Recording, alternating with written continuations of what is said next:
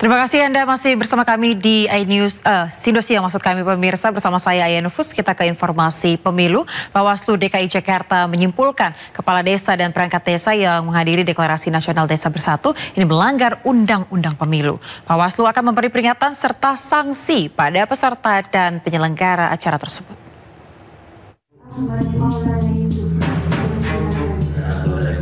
Badan Pengawas Pemilu DKI Jakarta menyatakan acara Silatnas Desa Bersatu yang dihadiri Cawapres nomor urut 2 Gibran Rakabuming Raka di Istora Senayan, Jakarta telah melanggar undang-undang.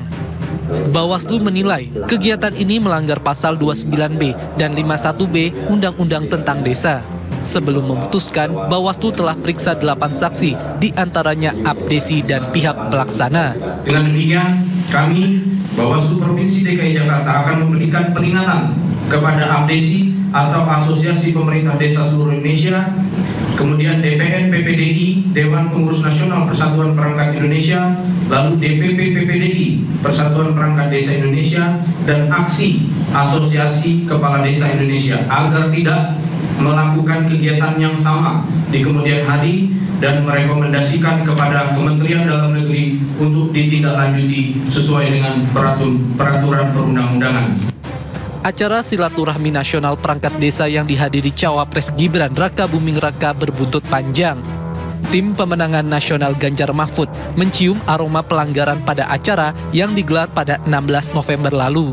Pada tanda pengenal peserta ditemukan tulisan Desa Bersatu Deklarasi Nasional mendukung Prabowo Gibran. Padahal sesuai Undang-Undang Pemilu nomor 7 tahun 2023, perangkat desa dilarang terlibat kampanye dan mendukung salah satu pasangan calon presiden dan wakil presiden. Tim Liputan iNews melaporkan. Pemirsa, Cawapres nomor urut 3 Mahfud MD menggelar sholat subuh berjamaah bersama Gubernur dan Wakil Gubernur Sumatera Barat di Masjid Al-Hakim Padang. Dalam kesempatan ini, Mahfud juga memberikan tausiah kepada jemaah masjid. Mahfud juga ngopi bareng dengan tokoh masyarakat lintas etnis dan agama untuk menerima aspirasi. Mantan Menteri Pertahanan ini mengakui Sumatera Barat merupakan rumah kedua baginya, sehingga ia akan selalu berkunjung ke Tanah Minang. Dalam pemilu 2024, mantan hakim MK ini dengan tegas menolak politik identitas.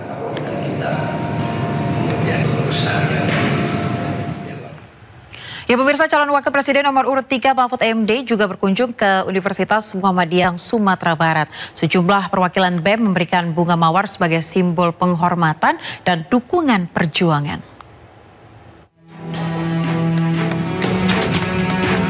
Cawapres Partai Perindo nomor urut 3 Mahfud MD mengunjungi kampus Muhammadiyah Sumatera Barat di Kota Padang. Saat tiba di kampus, jumlah perwakilan BEM memberikan Mahfud MD bunga mawar sebagai simbol penghormatan dan dukungan serta perjuangan. Mahfud MD juga diberikan gelar Jenderal Penegakan Hukum dan Keadilan di Indonesia. Dalam sambutannya, Mahfud MD memaparkan data mengenai korupsi di Indonesia. Menurutnya, 84% koruptor merupakan lulusan perguruan tinggi. Saya berceramah kuliah umum di Universitas Negeri Padang. Saya katakan begini, saudara, banggalah menjadi lulusan perguruan tinggi, karena lulusan perguruan tinggi ini baik-baik semua. Meskipun ada catatan, jumlah koruptor di Indonesia ini 84% adalah lulusan perguruan tinggi. 84% dari jumlah koruptor lulusan perguruan tinggi. Berarti yang paling banyak koruptornya dari tindak pidana korupsi itu adalah perguruan tinggi. Profesornya ada, doktornya ada, yang masuk penjara itu perguruan tinggi. Tapi jangan dibalik. Bukan berarti 84% lulusan perguruan tinggi itu koruptor, bukan. Bukan, kalau 84% lulusan perguruan tinggi itu koruptor, berarti 14 juta orang lulusan perguruan tinggi koruptor, udah. Selain itu, Mahfud juga meminta agar mahasiswa dapat turut serta mengawasi pemerintah lantaran masa depan negara berada di tangan penerus bangsa. Dari Padang, Sumatera Barat, Rian Rahman, iNews melaporkan. Ya, sementara itu pemirsa, istri calon presiden nomor urut 3 Ganjar Pranowo, Siti Atikoh, menyapa warga Kota Madiun, Jawa Timur. Kunjungan itu menutup hari pertama safari politiknya ke Jawa Tengah dan Jawa Timur.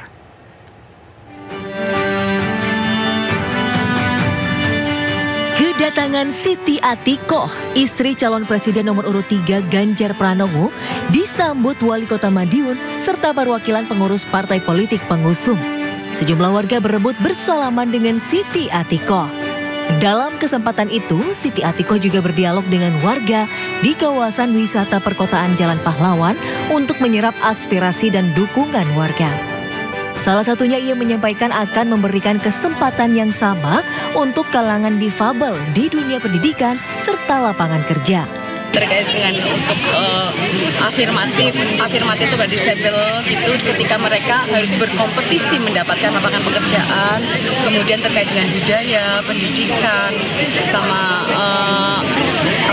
bagaimana kita bisa memberikan pendidikan karakter untuk anak-anak, sama sistem zonasi yang untuk di kota-kota kecil itu kayaknya belum perlu gitu. Safari politik Siti Atikoh ke Jawa Tengah dan Jawa Timur berlangsung sejak 17 Desember hingga 20 Desember nanti. Dari Madiun, Jawa Timur, Arif Wahyu, FND iNews melaporkan.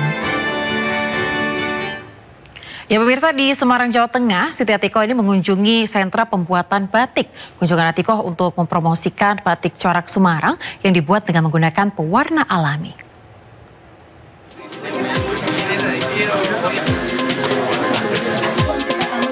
Siti Atikoh, istri Capres nomor urut 3 Ganjar Pranowo mendatangi sentra batik khas Semarang, Batik Z, di Kecamatan Gunung Pati, Semarang, Jawa Tengah. Dalam kunjungannya, Atikoh juga ikut belajar teknik membatik corak Semarang dengan menggunakan pewarna alami. Atikoh berharap lebih banyak lagi produsen batik yang menggunakan pewarna alami agar mengurangi pencemaran lingkungan. Harapannya nanti masyarakat semakin sadar bahwa dengan mereka itu memakai batik eco-friendly, berarti mereka juga melestarikan alam. Tidak ada pencemaran, seperti itu ya. Kemudian yang kedua, harapannya semakin banyak pembatik yang juga mulai bergeser kepada penggunaan pewarna alami. Saya sedang mendorong untuk batik si ini bisa mempunyai satu kekhususan sehingga orang masyarakat itu akan begitu melihat coraknya dari sini ini, oh ini adalah batik Semarang.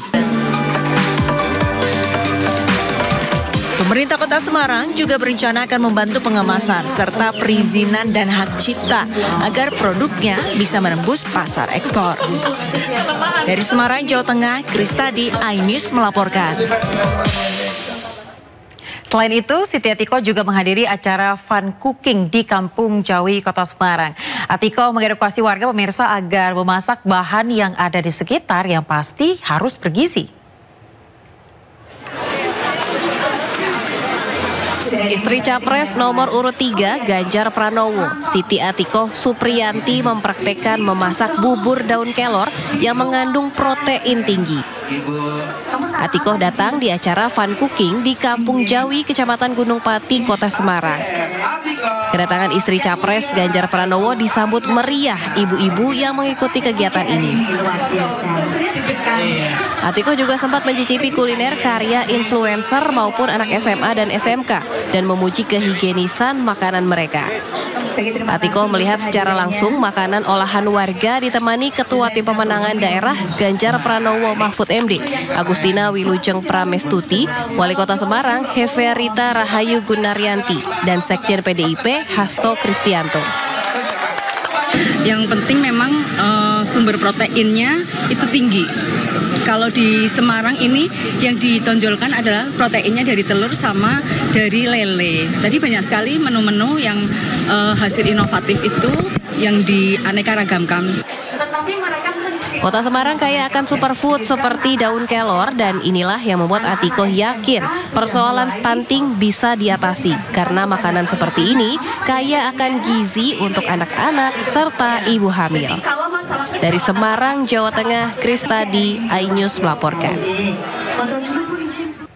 Ya pemirsa, calon presiden nomor urut 3 dari Partai Perindo Ganjar Pranowo mengikuti pawai budaya Niti Laku dalam rangka Dies Natalis ke-74 Universitas Gadjah Mada Yogyakarta.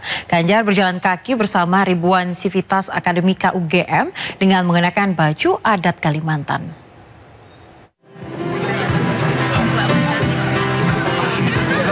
Calon Presiden nomor urut 3 dari Partai Perindo Ganjar Pranowo mengikuti pawai budaya Niti Laku dalam rangka Dies Natalis ke-74 Universitas Gadjah Mada Yogyakarta Minggu pagi.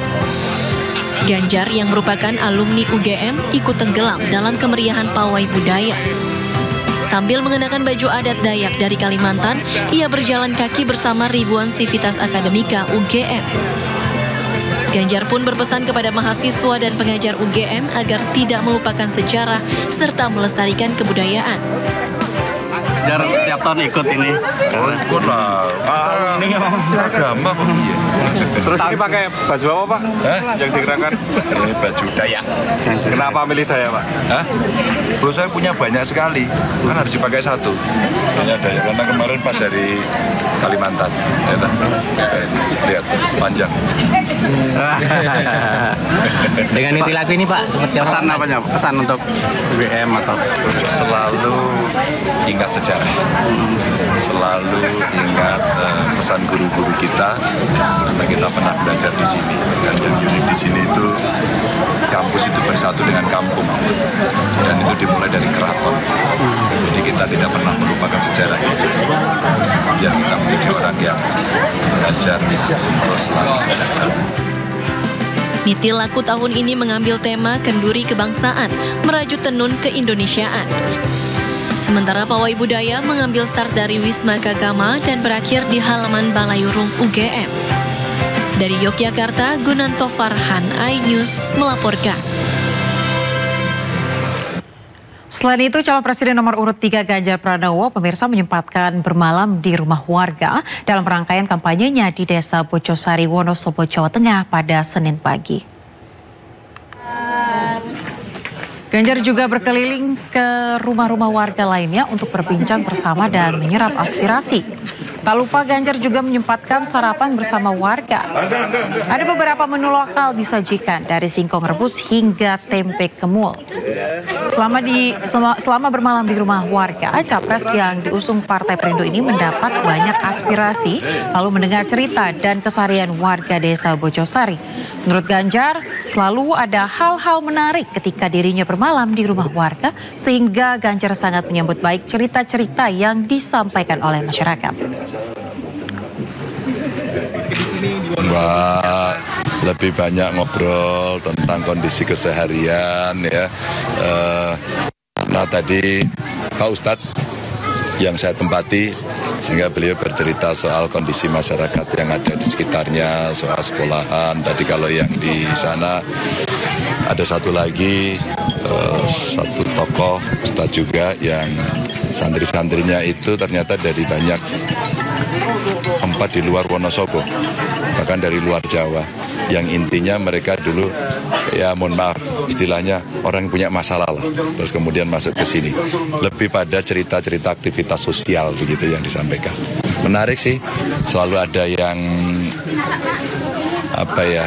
luapan-luapan emosi, kalau gembira diekspresikan gembira, kalau protes diekspresikan protes gitu. Selalu menyenangkan lah kalau tidur di rumah penduduk gitu. Jamuannya apa tadi, Pak? Kenapa? Jamuannya. Singkong rebus. Singkong rebus ada, tempe kemul lah ini. Tahu tempe kemul nggak? Khas Wonosobo. Tempe kemul, singkong rebus, ngopi. Jadi kalau biasanya suasana jam segini dingin ya biasanya, tapi hari ini agak tidak terlalu dingin. Pemirsa, calon presiden nomor urut 1 Anies Baswedan melanjutkan kampanye terbukanya di Provinsi Aceh. Pada kampanye tersebut, Anies berjanji apabila terpilih menjadi presiden akan membawa keadilan untuk Indonesia.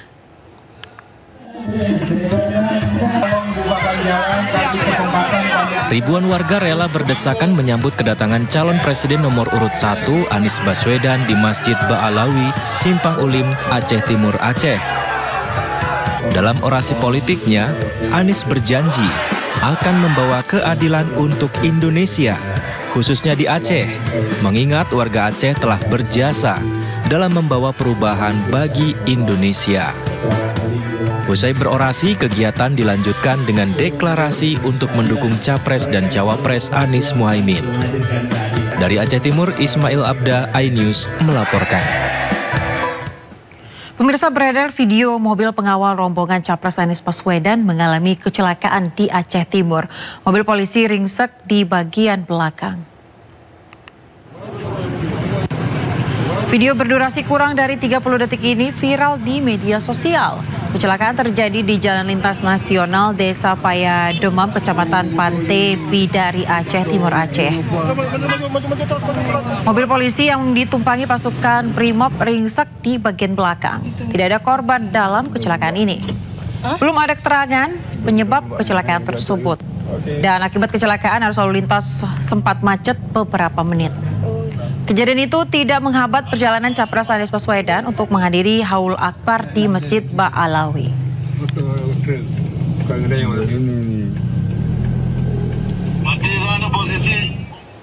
Ya, pemirsa, menyindir terkait pertanyaan etika ungkapan Capres nomor urut 2 Prabowo Subianto ini viral di media sosial. Umpatan ini dinilai sejumlah pihak ditujukan kepada Capres nomor urut 1 Anies Baswedan yang sempat mempertanyakan putusan MK yang memberi sanksi kepada mantan Ketua MK Anwar Usman atas dugaan pelanggaran etik yang dilakukannya.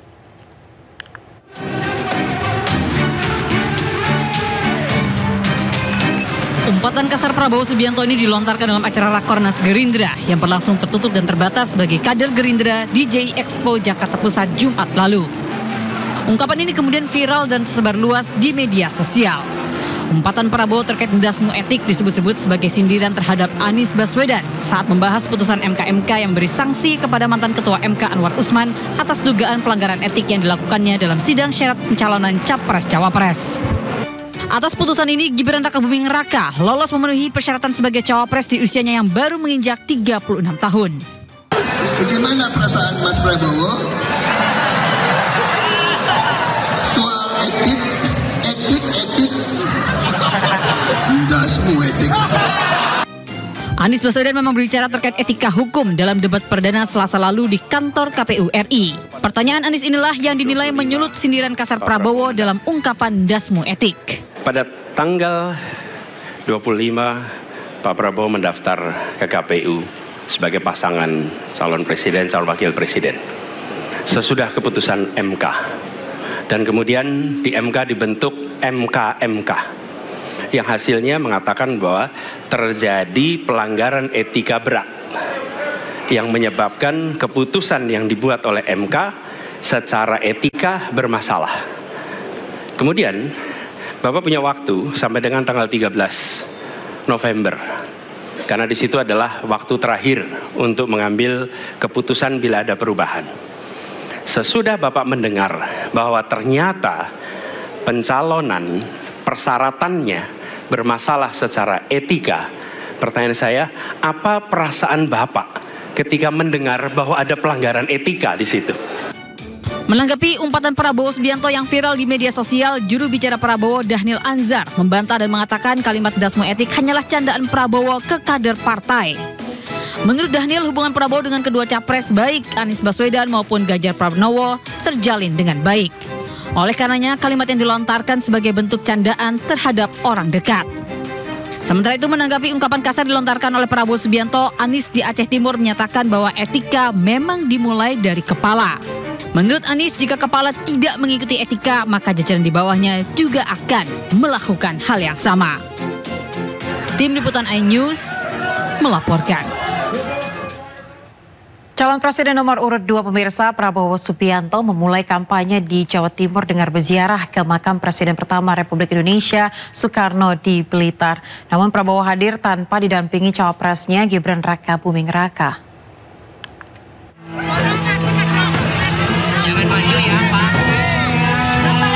Setibanya di lokasi makam Bung Karno di Blitar, Jawa Timur, calon Presiden nomor urut 2 Prabowo Subianto langsung masuk menuju area makam dan berdoa di depan pusara sang proklamator. Namun, Prabowo hadir tanpa didampingi cawapresnya Gibran Rakabuming Raka. Prabowo Subianto berziarah bersama sejumlah petinggi partai koalisi pengusung Capres-Cawapres nomor urut 2. Salah satunya Ketua Umum Partai Demokrat Agus Harimurti Yudhoyono. Kedatangan rombongan Prabowo pun disambut antusias warga setempat, para pendukung maupun simpatisannya. Salah satu tokoh besar yang mengantar bangsa kita merdeka, beliau mempersatukan Nusantara, jadi saya kira patut kita hormati. Usai berziarah di makam Bung Karno, Prabowo Subianto melanjutkan kegiatannya dengan bertemu para simpatisan di Gedung Olahraga Soekarno-Hatta, Kota Blitar. Dari Blitar, Jawa Timur, Robi Ridwan, iNews melaporkan.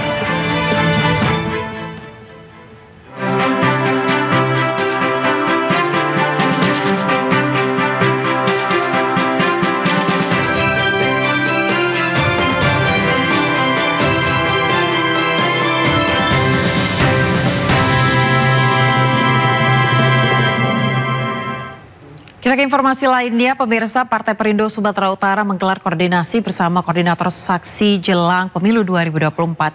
Selain itu, Partai Perindo juga meresmikan posko pemenangan untuk menyerap aspirasi masyarakat.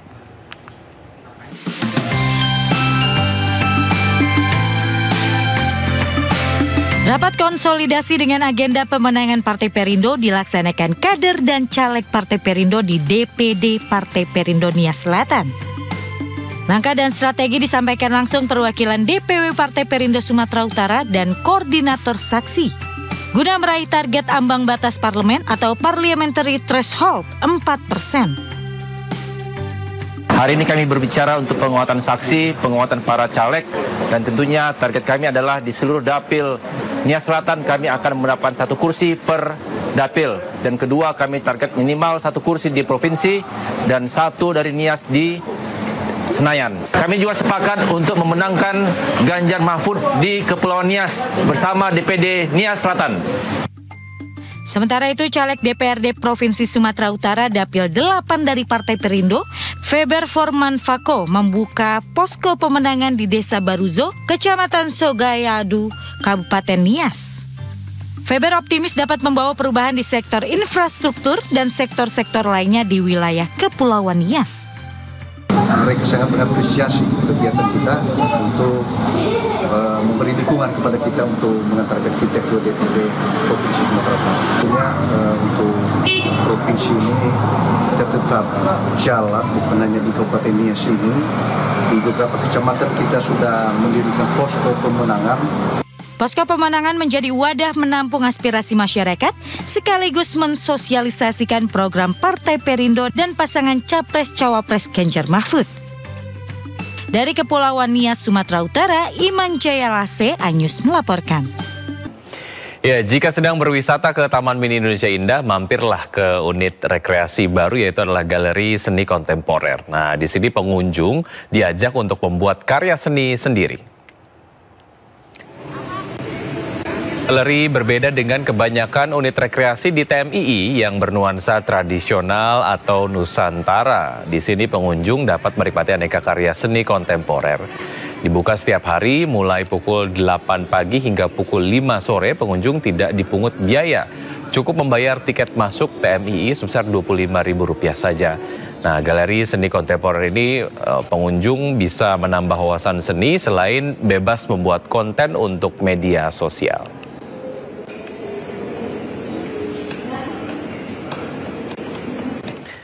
Ya, masyarakat sudah bersiap untuk menyambut libur akhir tahun. Salah satu objek wisata yang menarik untuk dikunjungi bersama keluarga di Jakarta tentu saja adalah Taman Mini Indonesia Indah atau TMII. Nah, TMII tidak hanya sekedar menjadi destinasi wisata, namun juga sarana edukasi dalam memperkenalkan keragaman budaya Indonesia. Dan menariknya TMII baru saja direvitalisasi. Lalu seperti apa ya wajah baru dari Taman Mini Indonesia Indah? Untuk mengetahui informasi selengkapnya, kami telah terhubung dengan rekan Galuh Pandu. Galuh, selamat siang. Apa saja hal baru yang menarik di TMII? Selamat siang. Ya, siang Wiki dan juga pemirsa, ada baru yang baru saja dibuka pada tanggal 28 Oktober 2023 lalu, yaitu CAG atau Contemporary Art Gallery, atau yang bisa disebut dengan Galeri Seni Kontemporer. Nah, di tempat ini masyarakat bisa berkunjung dan datang melihat berbagai macam karya seniman atau perupa di seluruh Indonesia, baik lukisan 2 dimensi maupun instalasi 3 dimensi. Jadi di sini warga bukan hanya bisa melihat-lihat karyanya, keindahan karya secara estetika ataupun bisa berfoto bersama, namun juga bisa merefleksi diri. Di sini adalah salah satu karya instalasi 3 dimensi yang menarik perhatian saya karena ini menjelaskan tentang simulacrum isolation gitu ya. Ini sebuah karya dari Anung Asasongko yang menjelaskan tentang bagaimana kehidupan manusia zaman modern yang sangat terikat dengan internet dan juga media sosial serta dengan melalui smartphone-nya. Di sini ada benang-benang yang terurai seperti itu. Ini diibaratkan sebagai sebuah network atau jaringan bagaimana salah satu individu terhubung dengan dunia luar namun secara maya, sehingga manusia kadang merasakan bahwa realitas semu itu diibaratkan sebagai lebih nyata daripada realitas aslinya atau yang bisa disebut dengan istilah hiperrealitas, sebuah istilah yang diperkenalkan oleh Jean Baudrillard seperti itu. Nah, kalau kita bergeser menuju ke sebelah sini, ini kita masih dalam tema Mudaku. Ada 2 tema besar yang diusung dalam Galeri Seni Kontemporer ini, yaitu Mudaku dan juga Lalang Hayat. Di tema Mudaku ini, di sini bisa dilihat ada lukisan-lukisan 2 dimensi, lukisan hasil karya para pemenang yang melakukan live painting 5 hari pada periode sebelumnya, dan para pemenangnya karyanya dipajang di sini. Ini menjelaskan tentang bagaimana anak muda memperjuangkan atau berefleksi dengan dirinya, mencari identitas diri, mencari jati diri, dan menunjukkan atau memvalidasi perasaan anak muda di usia 18 hingga 28 tahun. Jadi ada yang senang, ada yang tertawa, ada yang sedih, ada yang mungkin overthinking dan lain sebagainya, juga bagaimana mereka memperjuangkan mimpi-mimpinya. Dan ada hal yang menarik lagi yang bisa saya terangkan di sini. Coba kita menuju di sebelah sana. Posisinya cukup jauh, tapi ini juga salah satu hal yang menarik. Di sebelah sana ada meja makan. Jadi ini menjelaskan tentang bagaimana masyarakat sekarang aktivitas makan bersama dengan keluarga itu sudah jarang. Dan ini memberikan sebuah makna yang satir begitu ya, sindiran kepada masyarakat bahwa kadang-kadang ketika kita berkumpul di meja makan bersama dengan keluarga pun kita masih menggunakan smartphone-nya sendiri-sendiri. Jadi begitu banyak distraksi yang terjadi dalam kehidupan kita ketika kita berkumpul bersama keluarga, bukan interaksi secara langsung yang kita lakukan bersama dengan orang tua ataupun saudara-saudara kita, namun kadang sering terdistraksi dengan smartphone kita untuk memfoto makanan yang terlebih dahulu, untuk menonton video sambil makan dan lain sebagainya. Jadi ini memberikan refleksi kepada diri kita bahwa bagaimana sih interaksi itu sebenarnya secara realitas harusnya dilakukan di dunia modern ini begitu. Nah, di sebelah sana pemirsa ada salah satu karya seni yang cukup besar juga dimensinya, yang menjelaskan tentang bagaimana di Indonesia, menjelaskan bagaimana zona ekonomi eksklusif, kemudian juga potensi laut yang ada di Indonesia, bagaimana laut itu bisa menjadi sumber-sumber kehidupan, namun kadang-kadang terganggu dengan berbagai macam kepentingan politik dan juga situasi geopolitik di masa sekarang ini yang menyebabkan laut tidak bisa dimaksimalkan seoptimal mungkin untuk keperluan bangsa dan negara. Juga untuk pameran di ruang sebelahnya lagi juga menjelaskan tentang Lalang Hayat. Ini menjelaskan tentang atau menggambarkan kehidupan atau perjalanan orang dewasa muda usia 20-30 tahunan dan bagaimana mereka bukan hanya melakukan perjalanan hidup atau merefleksi diri, tapi juga kemungkinan terjadi di usia seperti itu yang masih terus dilakukan, bagaimana mereka berinteraksi dengan alam. Nah, galeri ini pemirsa bisa diakses begitu ya secara gratis oleh masyarakat bersamaan dengan dibukanya juga Taman Mini Indonesia Indah mulai dari jam 8 pagi sampai jam sore, hari Senin sampai hari Minggu, dan masyarakat juga bisa melakukan aktivitas di sini secara gratis. Selain itu, masyarakat juga bisa untuk melakukan atau menggambar seperti itu dengan biaya khusus yaitu dari Rp20.000. Mereka akan diberi kanvas dan juga alat pelukis untuk bisa mengekspresikan diri. Demikian yang bisa kami informasikan, kembali ke Anda, Wiki. Baik, terima kasih Galuh atas informasi yang Anda sudah sampaikan. Semoga ini kemudian menjadi referensi untuk masyarakat sini untuk menghabiskan waktu saat libur Natal dan juga Tahun Baru nanti ya. Terima kasih, selamat bertugas kembali. Jelang libur Natal dan Tahun Baru, Kakor Lantas bersama Menteri Perhubungan Budi Karya Sumadi meninjau Pelabuhan Katapang, Banyuwangi, dan Gilimanuk. Menhub memastikan kesiapan sarana dan prasarana transportasi untuk mendukung kelancaran perjalanan masyarakat selama masa libur Nataru. Pengaturan mobilitas kendaraan penumpang dan logistik juga dilakukan selama masa liburan akhir tahun. Pelabuhan Ketapang hanya akan melayani kendaraan penumpang saja. Sementara itu Kakor Lantas Polri Brigjen Aan Suhanan menuturkan pihaknya siap berkoordinasi dengan Kemenhub dan stakeholder lain untuk mengatur lalu lintas sekitar pelabuhan.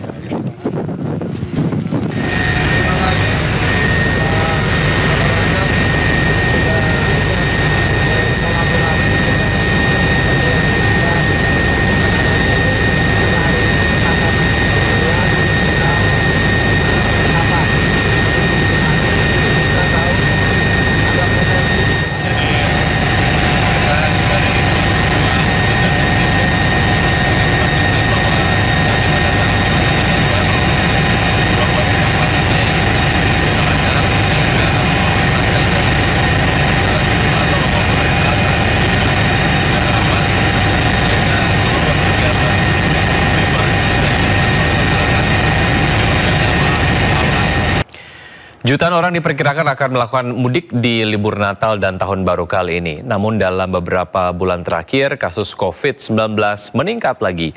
Apalagi kasus penyakit pneumonia mikoplasma juga muncul di Jakarta.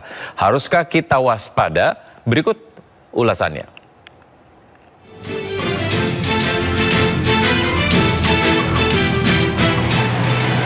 Pemirsa, libur Natal 2023 dan Tahun Baru 2024 sebentar lagi tiba. Diprediksi akan terjadi peningkatan mobilitas jutaan orang dalam libur 2 hari besar tersebut. Namun penyakit COVID-19 dan mikoplasma pneumonia mengintai di libur Natal dan Tahun Baru kali ini. Pemerintah memperkirakan akan ada jutaan orang melakukan mudik di libur Natal dan Tahun Baru kali ini. Apalagi libur Nataru kali ini bertepatan dengan masa libur panjang sekolah yang dimulai pada 16 Desember 2023.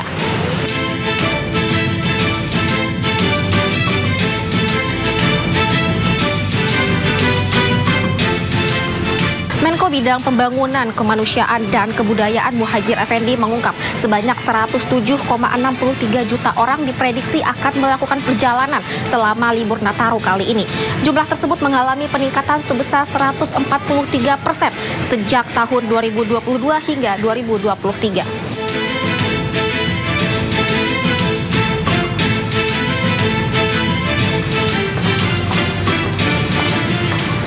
Menko PMK juga menjelaskan puncak arus mudik Natal diprediksi akan terjadi pada tanggal 22 hingga 23 Desember 2023. Lalu untuk puncak arus balik akan terjadi pada tanggal 26 hingga 27 Desember 2023. Sementara itu untuk puncak arus mudik Tahun Baru diprediksi akan terjadi pada tanggal 29 hingga 30 Desember 2023. Lalu untuk puncak arus balik akan terjadi pada tanggal 1 hingga 2 Januari 2024.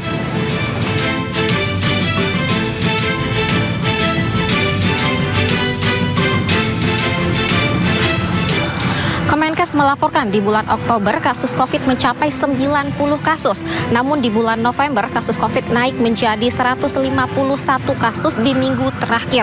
Lalu di bulan Desember kasus COVID mengalami peningkatan sebesar 80%, naik menjadi 267 kasus yang awal mulanya 30 hingga 40 kasus per minggunya. Dinas Kesehatan DKI Jakarta juga mengungkap sebanyak 2 orang positif COVID meninggal dunia.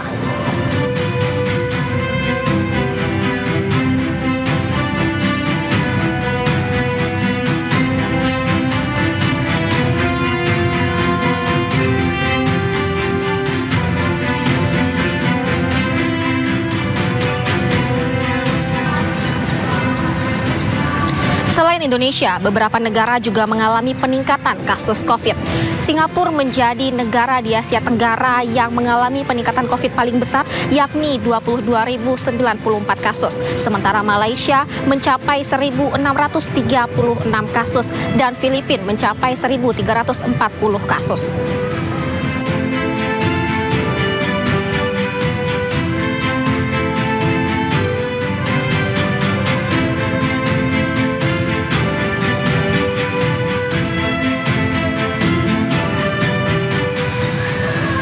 Tidak hanya COVID, penyakit pernafasan lainnya seperti mikoplasma pneumonia juga menjadi perhatian. Dinas Kesehatan DKI mencatat sebanyak 6 kasus mikoplasma pneumonia yang semuanya diderita oleh anak-anak. Namun meskipun begitu, Kemenkes memastikan bahwa semua pasien telah sembuh.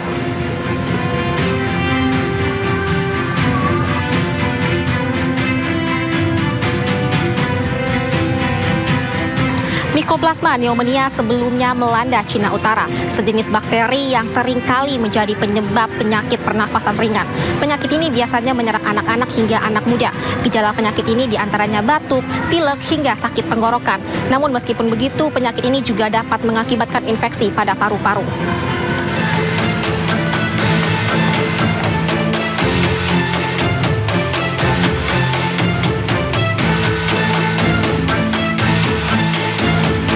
Ibu, ini supaya kita tidak terlalu mengulur-ngulur waktu, mungkin kita bisa lanjut saja ya Bu ya? Ya, lanjut. Ayo. Perihal meningkatnya kasus COVID belakangan ini Bu di masa libur Nataru tentunya juga ya Bu ya. Dan kemudian juga ini kan ada kasus penyakit pernafasan lain seperti Mycoplasma pneumonia juga yang menjadi kekhawatiran juga bagi warga tentunya gitu ya Bu ya. Nah, terkait kasus ini Bu, apakah sebenarnya kedua kasus ini perlu menjadi kewaspadaan ataupun juga kekhawatiran bagi warga Bu? Seperti apa Bu tanggapan Bu Nadia?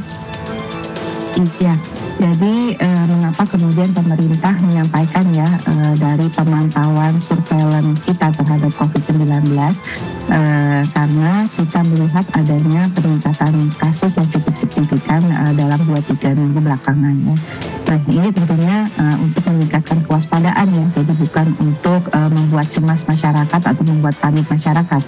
Tapi kita tahu bahwa setelah pandemi COVID dicabut, artinya kita akan hidup bersama COVID-19. Dan kita tahu bahwa COVID masih bisa menularkan dan membuat kita sakit. Oleh karena itu, perlu terus kita sampaikan kepada masyarakat untuk bisa mengambil langkah-langkah untuk menjaga dirinya sendiri dan keluarganya untuk tetap sehat. Apalagi menjelang musim liburan dan Natal, liburan akhir tahun dan Natal dan Tahun Baru. Ya, ini terkait meningkatnya kasus COVID ini sebenarnya apa sih Bu yang menjadi penyebab dari kembali naiknya tingkat COVID di Indonesia sendiri? Lalu terkait juga kasus Mycoplasma pneumonia juga, ini seperti apa Bu kasusnya? Karena kan sudah teridentifikasi juga di Jakarta. Apakah ada kasus baru atau seperti apa Bu? Iya, jadi penyebab utama daripada meningkatnya atau terjadinya peningkatan kasus COVID-19 itu selalu karena ada subvarian baru. Jadi karena memang kalau ada subvarian baru, mutasi dari virus COVID-19 kan tubuh kita atau sistem kekebalan imunitas kita kan berusaha mengenali dan berusaha melawan. Nah, inilah mengapa kemudian terjadi peningkatan kasus di banyak negara. Nah, tadi ada setidaknya ada 3 ya yang menjadi perhatian kita khususnya di Indonesia ya mengenai subvarian yang di naik level ya. Tadinya dia hanya under monitoring, kemudian dia menjadi varian of interest, yaitu XBB.1.5 yang memang sudah ada di Indonesia, EG5 yang sudah ada di Indonesia juga. Pneumonia itu adalah infeksi saluran pernafasan akut yang mengenai paru-paru. Jadi sama ya seperti COVID juga. COVID itu juga infeksi saluran pernafasan akut, sehingga kadang-kadang kita sulit membedakan apakah kita ini flu musiman, apakah kita COVID, ataukah kita mungkin bisa pneumonia. Hanya pneumonia Mycoplasma memang kalau kita lihat mengapa menjadi kewaspadaan karena jumlah kasus yang cukup tinggi menginfeksi anak-anak di bawah usia 5 tahun. Jadi resikonya itu bisa 5 kali lebih tinggi dibandingkan dengan kelompok usia lainnya. Oleh karena itu menjadi kewaspadaan kita. Oke, baik Bu Nadia. Bu Nadia, terima kasih sekali sudah memberikan informasi dan meluangkan waktunya untuk saya tanya terkait perihal COVID dan juga kasus Mycoplasma pneumonia ini gitu. Kementerian Perhubungan menyatakan jumlah warga yang akan mudik di libur Natal dan Tahun Baru ini akan lebih banyak dari tahun lalu. Namun Kemenhub menyatakan belum ada aturan yang mengatur perjalanan maupun pergerakan masyarakat saat musim libur Natal 2023 dan Tahun Baru 2024. Menurut Kemenhub, semua peraturan di angkutan umum masih bersifat himbauan dan belum ada protokol khusus untuk para pelaku perjalanan. Jadi kalau dilihat dari hasil survei yang sudah dilaksanakan oleh Kementerian Perhubungan, dilaksanakan beberapa bulan yang lalu, itu kita mendapatkan hasil bahwa potensi pergerakan masyarakat ini mencapai 39,83% dari total populasi atau senilai 107,63 juta. Jadi sebanyak inilah masyarakat yang akan melakukan perjalanan selama Nataru, dan ini naik 143% jika dibandingkan Nataru tahun lalu. Ya, mungkin pertanyaan teman-teman udah banyak masuk ke saya juga, apakah ada protokol baru di transportasi? Saya jawab, belum ada.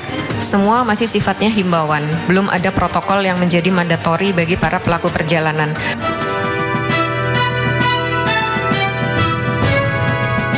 Mbak Aulia, ini terkait meningkatnya kasus COVID di Indonesia belakangan ini, apakah Mbak Aulia sendiri sudah mengetahui Mbak terkait hal ini? Tentunya menjadi kekhawatiran karena kita harus menjaga protokol kesehatan lagi, di mana sudah beberapa bulan atau mungkin setahun lebih sudah lepas dari protokol kesehatan, jadi mungkin agak lebih harus aware lagi terhadap itu. Oke, Mbak, ini kan meningkatnya kasus COVID juga bertepatan di libur Nataru dan juga libur panjang sekolah. Nah, apakah hal ini juga mengganggu masa liburan atau bagaimana, Mbak? Iya, mengganggu. Jadi aktivitas di luar maupun keluar kota bekerja jadi sangat terhambat, apalagi masker juga sudah harus digunakan lagi, antigen keluar kota juga harus persyaratan untuk keluar kota. Terima kasih Mbak Nisa, selamat kembali beraktivitas kembali ya Mbak. Kemenkes mencatat terjadi kenaikan COVID di Indonesia hingga 80%. Tak hanya itu, kasus Mycoplasma pneumonia juga telah teridentifikasi terjadi di Jakarta. Masyarakat diharapkan untuk tetap menjaga kesehatan, apalagi di momen saat ini di mana masyarakat berkumpul dan berkerumun di tempat liburan. Tetap sehat dan tetap semangat. Saya Adisya Arifah dan juru kamera Jamie Yasin dan Sutrisno. Sampai jumpa di Vloganza berikutnya.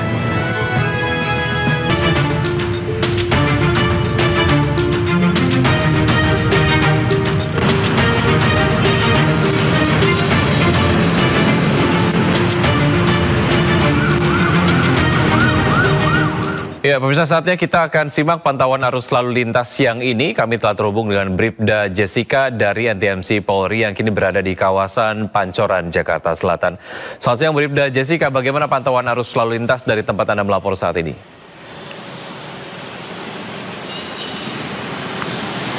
Baik, terima kasih Wiki dan selamat siang pemirsa. Saya Bribda Jessica Renden akan mengajak Anda untuk memantau kondisi arus lalu lintas siang hari ini dari kawasan Pancoran, Jakarta Selatan. Dapat kita lihat bersama untuk kondisi arus lalu lintas dari arah Manggarai siang hari ini akan melaju ke arah Pasar Minggu dalam kondisi kondusif, ramai, lancar.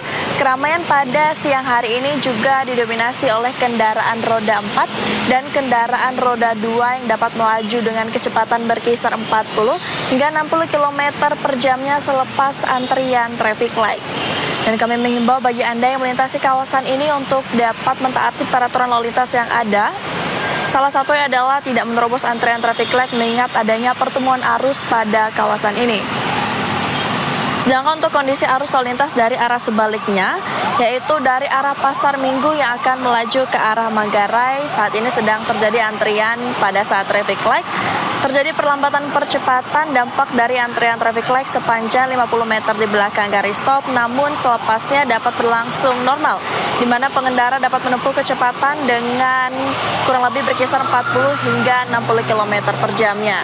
Sedangkan untuk arus lalu lintas dari arah yang akan mengarah ke Cawang juga pada siang hari ini dalam kondisi ramai, di mana peningkatan volume arus lalu lintas sudah terjadi yang mana bertepatan dengan jam makan siang perkantoran. Keramaian juga didominasi oleh kendaraan roda 4. Untuk itu kami menghimbau bagi Anda agar dapat menjaga jarak aman dan mengkondisikan kecepatan maksimal kendaraan Anda pada siang hari ini.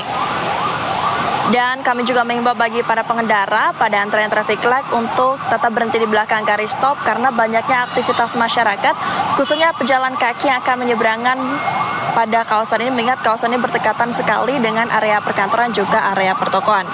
Dan bagi Anda yang memasuki kawasan ini tidak lupa untuk menggunakan safety belt, mengingat terdapat kamera etle yang dapat mengcapture aktivitas pengendara di jalan raya.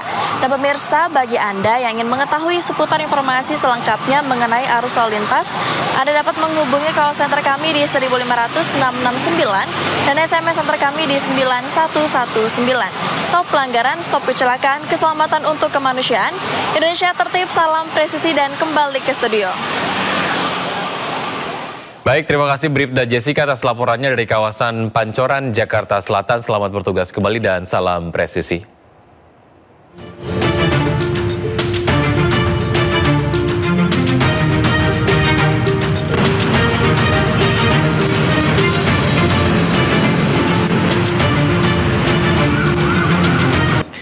Pemirsa, Ketua Umum DPP Partai Perindo Haritanu Sudibyo hadir menghadiri atau mendampingi calon Presiden Republik Indonesia nomor urut 3 Ganjar Pranowo saat bertemu relawan dan TPD Ganjar Mahfud di Bekasi, Jawa Barat. HT dan Ganjar meminta para relawan dan TPD untuk bekerja keras memenangkan Ganjar Mahfud untuk Indonesia unggul dan maju.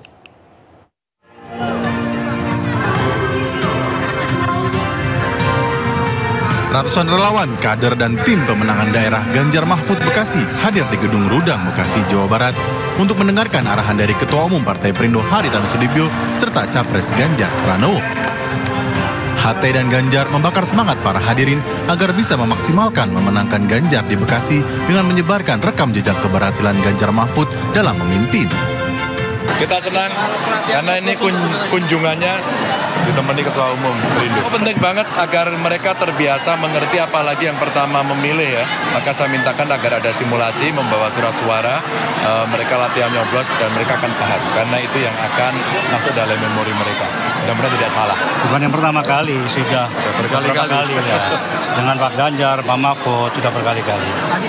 Akan lebih bagus kan kalau misalnya partai sama bukan hanya TPN ya, tapi unsur partai, pimpinan partai dengan paslonnya Pak Ganjar, Pak Mahfud bersama-sama itu lebih solid.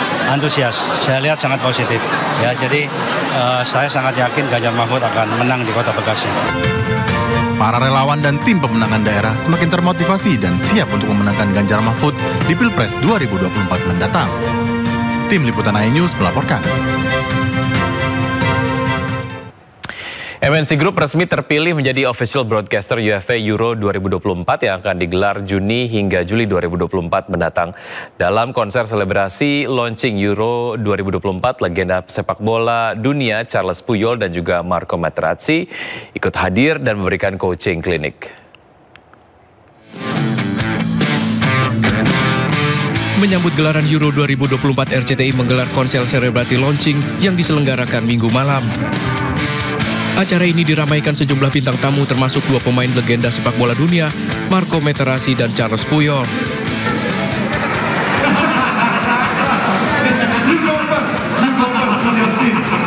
Nantinya seluruh pertandingan yang akan digelar di Jerman 14 Juni hingga 14 Juli 2024 mendatang akan ditayangkan langsung oleh MNC Media Group.